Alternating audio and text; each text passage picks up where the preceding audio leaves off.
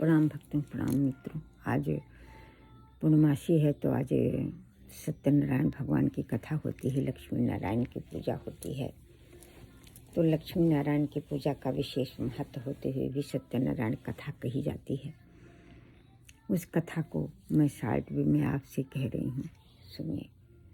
तो लक्ष्मी नारायण का गणेश भगवान का विधिवत अभिषेक करके दिव्य वस्त्राभूषणों से सुसज्जित कर पीला वस्त्रों को दे करके फल का भोग लगा करके, फल मीठा जो भी आपको उपलब्ध हो भोग लगा करके सत्यनारायण की कथा सुननी चाहिए।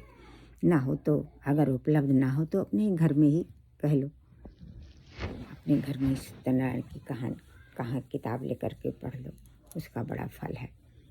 आदमी के जन्मों के पाप मिट जाते हैं, इसलिए आदमी को सुख शांति समृद्धि मिलती है। कहते हैं सत्यनारायण कथा में ये है कि एक सेठ थे, उनकी पत्नी थी, तो उनके एक बेटी थी। तो बेटी का विवाह करने के लिए सोचा और बहुत मनौती माना कि बेटी का विवाह होगा। बहुत ही व्रत पूजा से सत्यनारायण की बेटी हुई थी, तो माना कि जब ये बड़ी होगी और तब इसका विवाह करेंगे। और माने थे कि जो सत्यनारायण का आपका पूजन करेंगे, रहेंगे, बेटी होगी तो। फिर जब बेटी भी हो गई तो भी उन्होंने पूजन नहीं किया। फिर कहा शादी में पूजन करेंगे, शादी भी कर दिया तब भी पूजन नहीं किया।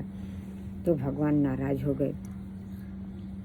ये अपनी दामाद के साथ, इनके अपनी बेटी का जो शादी किया उसमें पूजन नहीं किया। पति आके वहीं रहने लगा, उसका दामाद के साथ ये चले गए बिजनेस के लिए। नाव पर चले गए दूसरे राज्य में, वहाँ पर गए तो बिजनेस किया। लेकिन चूँकि कथा पूजन नहीं किया था, इसलिए भगवान नाराज हो गए और इनको ज़बरदस्ती इनको बिना चोरी के चोरी का अपराध लगा और वो राजा ने इनको जेल में डाल दिया। इधर इनकी पत्नी बहुत दुखी हो गई, माँ बेटी थी, दुखी हो गई, बहुत गरीब हो गई। तो ये खाने पीने की परेशानी मांग कर, भिक्षा मांग कर पेट भरने लगी। तो फिर बाद में कहीं किसी के घर कथा होते देखी सुनी सत्यनारायण के, तो आई अपने घर भी कथा किया, सुना। उसके पुण्य से वहाँ जो राजा ने उनको बंदी किया था उनको छोड़ दिया और बहुत से धन आभूषण दे करके छोड़ा कि जाओ।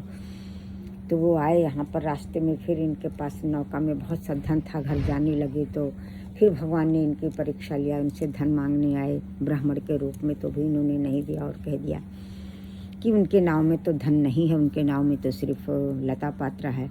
तो भगवान की कृपा से उनके धन, उनके सब, भगवान की गुस्सा से उनके नाव में सब लता पात्रा हो गई। देखे तो फिर लता पात्रा हो गई। तो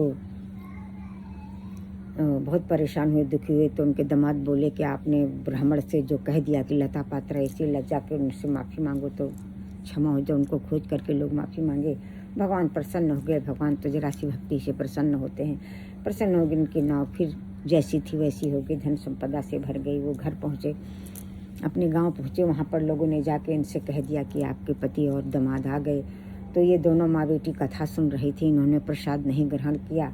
माँ ने प्रसाद ग्रहण किया, बेटी ने नहीं किया और चली गई मिलने के लिए। तो वहाँ पर दामाद को भगवान ने छिपा दिया पानी में। अब ये रोती बिलखती घर आई तो भगवान आकाशवाणी हुई कि जाओ घर पर प्रसाद लो, तो आओ तब तुम्हारे पति मिलेंगे। तो उसकी बेटी घर आई, फिर अपना जो प्रसाद था उसको खाई।